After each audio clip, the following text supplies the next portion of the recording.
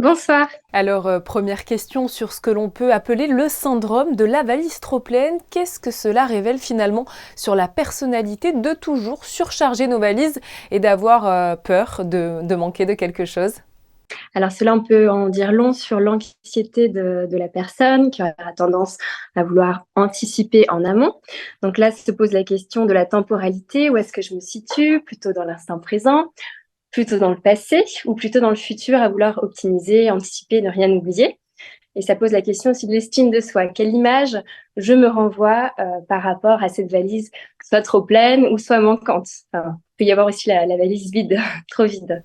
Justement, hein, vous parlez de l'instant présent pour profiter de ces vacances. Faut-il être absolument ancré sur le moment pour passer de bons congés? Alors c'est mieux effectivement de pouvoir lâcher prise, se centrer sur soi, se poser la question de ses besoins, de quoi j'ai besoin. Peut-être plutôt privilégier le j'ai envie plutôt que le il faut, qui peut être assez délétère. Donc là, vraiment se questionner sur vraiment qu'est-ce que les vacances vont pouvoir m'apporter. Est-ce que je vais avoir besoin de bien-être, de détente, de montagne, de mer? Qu'est-ce qu'il en est réellement de mes propres besoins? Souvent, lorsque l'on part en vacances, on a beaucoup d'attentes sur le bon déroulé de ces dernières. Est-ce que cela peut nuire à notre bien-être finalement durant ces congés?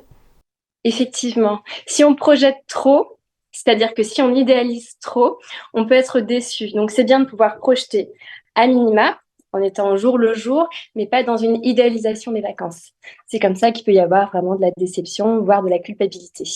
Vous parliez de se projeter pendant les vacances. Faut-il faire un programme ou un planning précis? Cela peut permettre de se détendre ou c'est clairement une erreur selon vous?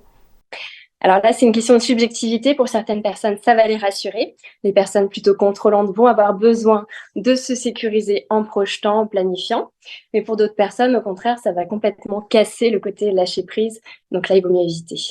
En fait, il faut vraiment essayer de se débarrasser des routines trop contraignantes et vraiment être dans l'instant, privilégier vraiment qu'est-ce qui nous fait du bien. Le plaisir. Plutôt le qualitatif plutôt que le quantitatif aussi. Selon votre œil de psychologue, on ne doit pas garder en vacances les mêmes habitudes. Je pense notamment aux heures de sommeil ou de repas. C'est le moment clairement de casser sa routine. Il faut pouvoir s'écouter. C'est vraiment le mot d'ordre. S'écouter. Si on a envie de prendre plus de temps pour traîner le matin au lit, bah, il faut le faire. Vraiment. Et sans culpabilité, encore, je reviens dessus, mais ça, c'est très important. Pour finir, quel est le grand conseil que vous donneriez pour que l'on puisse profiter au maximum de cette période de congé?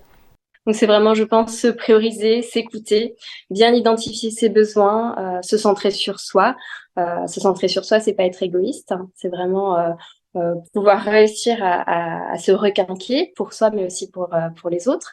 Vraiment s'écouter. Et vraiment le côté il faut, j'ai envie à bien distinguer. Se poser la question, est-ce qu'il faut ou est-ce que j'en ai envie? Et donc bannir plutôt le il faut et aller plutôt sur le j'ai envie, qui est beaucoup plus bénéfique.